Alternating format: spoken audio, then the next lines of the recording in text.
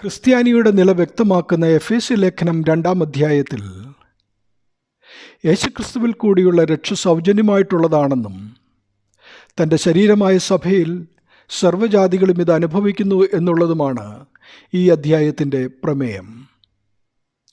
ഇതിലെ മർമ്മവാക്യം 2-ാം അധ്യായം 8 മുതൽ 10 വരെയുള്ള ഭാഗത്ത് ശക്തമായി രേഖപ്പെടുത്തിയിരിക്കുന്ന കൃപയാലുള്ള രക്ഷയാണ്. 3 പ്രധാന കാര്യങ്ങൾ ഈ ഭാഗത്തുണ്ട്. ക്രിസ്ത്യാനികളായവരുടെ മുന്നവസ്ഥ. 2, ആ അവസ്ഥയിൽ നിന്നും നാം രക്ഷപ്പെടുവാൻ വേണ്ടി ദൈവം എന്തു ചെയ്തു. 3, നമ്മുടെ രക്ഷിക്കപ്പെട്ട ഇപ്പോഴത്തെ അവസ്ഥ എപ്രകാരമാണ്. അതിൽ ഒന്നാമത്തേതായ ക്രിസ്ത്യാനികളുടെ മുന്നവസ്ഥ എന്ന ഭാഗത്ത് ഈ അധ്യായത്തിലെ 1-ാം വാക്യത്തിൽ പറയുന്ന പാപത്തിൽ മരിച്ചവരെക്കുറിച്ചും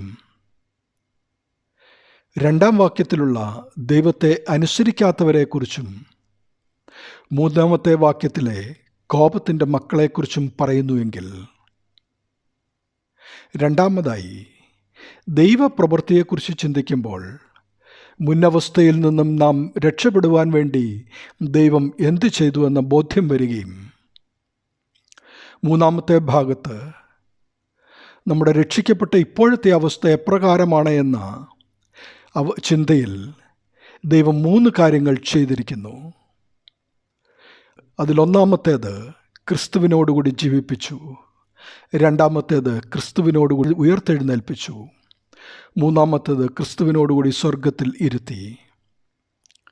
അതിക്രമങ്ങളാലും പാപങ്ങളാലും മരിച്ചവരായിരുന്ന നിങ്ങളെയും അവൻ ഉയർപ്പിച്ചു എന്ന സത്യം വിസ്മരിക്കാതെ, ദൈവത്തിൻ്റെ അതിർത്തികളില്ലാത്ത സ്നേഹവും ദൈവം മനുഷ്യനായി ചുരുങ്ങി ഈ ലോകത്തിൽ വന്ന് ജീവിച്ചതും പാപികളായ നമുക്ക് വേണ്ടിയേറ്റ പീഡാനുഭവവും നമ്മുടെ മനസ്സ് പാപത്തിലേക്ക് വീണ്ടും ചായുവാൻ വെമ്പൽ കൊള്ളുമ്പോൾ നമ്മെ മതിക്കട്ടെ.